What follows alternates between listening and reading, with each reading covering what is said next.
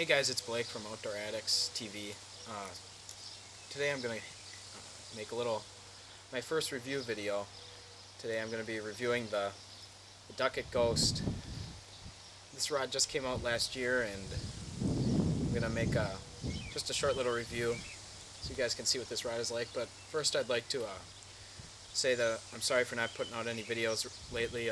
It's the end of the school year, and I haven't had a lot of time to make videos, and I haven't been on the water since last weekend, and it was raining, so I couldn't get really any good video with my camera. But my buddy, we got a few clips on my buddy's camera, and he's probably going to be making a video pretty soon. His name is Logan Kircher, so you can look him up on YouTube. But anyway, with the Ghost review, I've been fishing with this rod for long enough to know what I like about it and things that I think could be improved on it. But would I give this rod a rating? 9 out of 10. I'd probably give it a 9 or a 9.5. This rod is easily the most sensitive rod I've ever ever had in my hand. It is the lightest rod I've ever had in my hand. Just sensitivity on these things are great. What I recommend buying these rods for is I would recommend getting it for Texas rigs or jigs. I was flipping last week cane and reed beds up at a lake up north for post-spawn largemouth, and this thing, it's just amazing how sensitive this thing is. You know when you have a bite. This is the 7'3", medium heavy.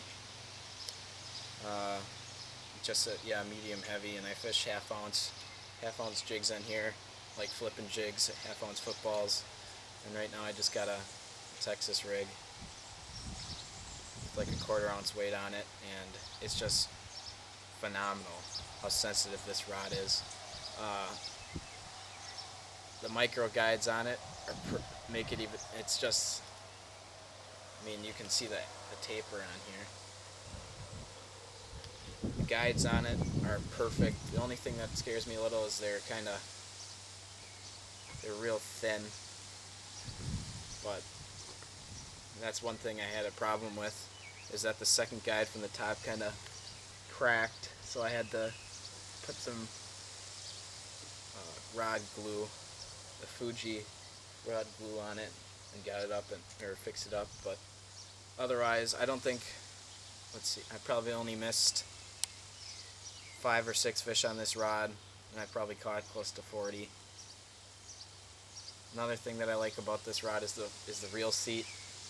It's exposed, which gives you can get a lot more sensitivity if you keep your finger on that.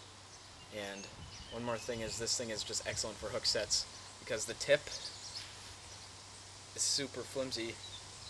That's what you can see the bite when you get one, and then when you set the hook, it bends. It's just like solid.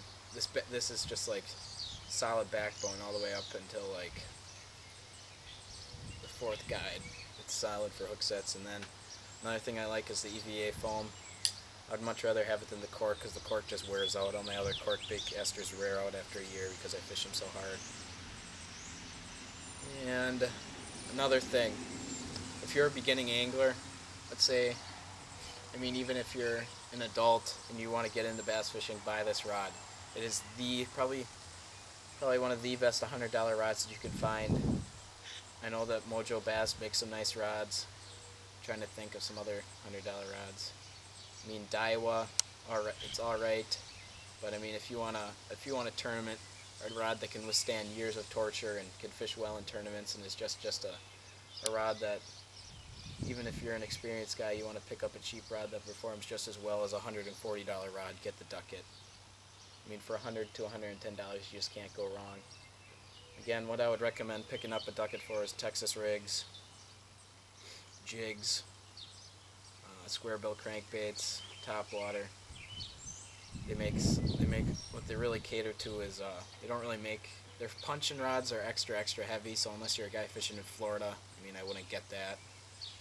And then they got most of their rods are catered to about 6'8" to 7'3", and then they have some cranking series. They have 2 rods in the cranking, and one is a 7-foot and the other is a 7'6" for the Ghost. And yeah, that concludes this review. So if you guys want to see more reviews, you can comment and ask what you want to see reviewed. I'll probably be doing some bait reviews later, and then once summer comes along, I'll try to get some tournament footage because I'm going to be fishing some tournaments Wednesdays and on the weekends. So I'll try to get you guys as many videos as I can. So stick with me, and more videos will come.